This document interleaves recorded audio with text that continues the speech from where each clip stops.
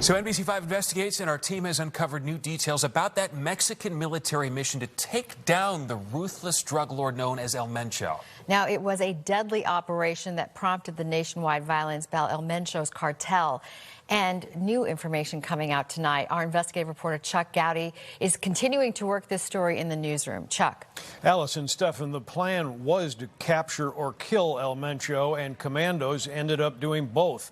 Mencho was wounded and captured, then apparently died en route to a Mexico City hospital. He wasn't alone.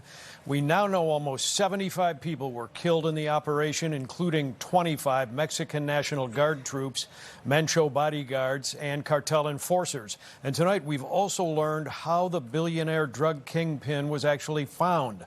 Law enforcement agents followed one of El Mencho's girlfriends to a secret hiding place where the 59-year-old narco strongman was staying. According to Mexico investigators, Mencho and two bodyguards took off running through the adjacent forest, pursued by a squad of military security officers. There was a firefight in the woods between the new generation cartel fugitives and the commando team.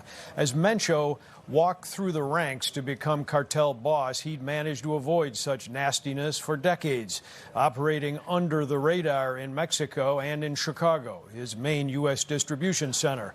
According to Mike Gannon, a retired top official at the Chicago division of the Drug Enforcement Administration, the fear now is an all-out war between cartel factions for control of the power vacuum El Mencho has left.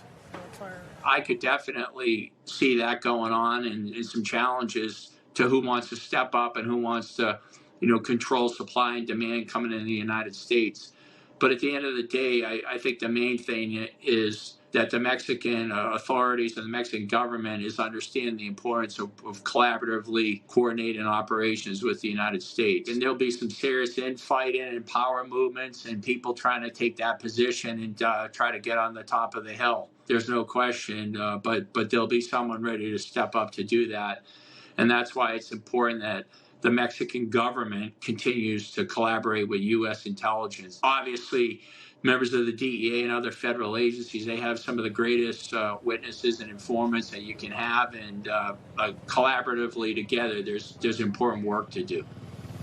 State security officials tonight say the 25 members of Mexico's National Guard who were killed died during 6 separate attacks by cartel fighters, some of whom had armored vehicles and rocket launchers. Investigators say El Mencho operated his cartel as a paramilitary organization with a defined command structure and a deep arsenal of weapons. Allison. And Chuck, we have to ask, you mentioned this was Chicago being the main distribution center for El Mencho. What does this operation mean for illegal drug trafficking in Metro Chicago? Will it have any impact now that he's been taken out? Really is the big question, Allison. Cartel experts tonight tell us they expect some short-term disruption, especially because El Mencho's entire line of succession was erased yesterday, killed during that firefight in the woods. The real concern is the violence we're seeing in Mexico right now could intensify if the rival Sinaloa cartel decides now is time for a hostile takeover. Of course, you may recall that is El Chapo's old gang, so they would be into it. Okay. Chuck Goudie with us tonight. Chuck, thank you so much. Appreciate it.